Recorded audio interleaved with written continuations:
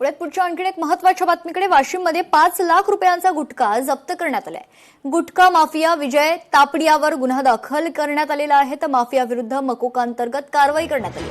वाशिमच्या रिसोड रोडवर ग्रामीण पोलिसांनी 5 लाख रुपयांचा अवैध गुटखा जप्त केलाय. अन्न औषध प्रशासनानं गुटखा माफिया विजय तापडिया विरुद्ध मकोका अंतर्गत कारवाई केली आहे. अन्न औषध प्रशासन विभागाचे सहाय्यक आयुक्त भाऊराव चव्हाण यांच्याशी संवाद साधलाय लोकशाही मराठीचे प्रतिनिधी गोपाल व्यास यांनी. पाहुयात.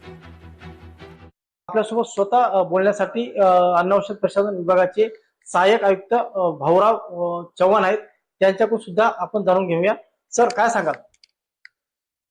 दिनांक 1/8/2026 रोजी वाशिम ग्रामीण पोलिसांनी जांभरुण नावजी उड्डाणपुलाजवळ नाकाबंदी करून पांढऱ्या रंगाचे महिंद्रा सुप्रो वाहन अडवून त्याची तपासणी केली असता त्यामध्ये 5,74,930 रुपयांचा प्रतिबंधित अन्न पदार्थाचा साठा आढळून आला.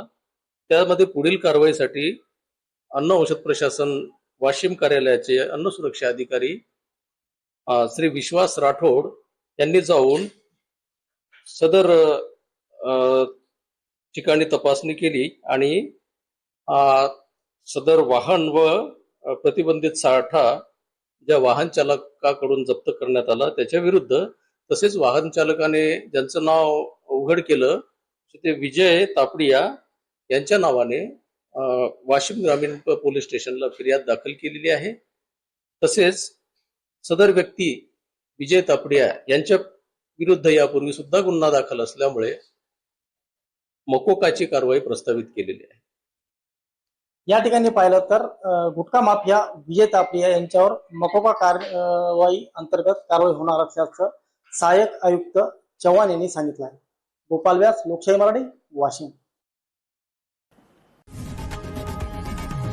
लोकशाही मराठी ऐका, पहा, जागरूक रहा.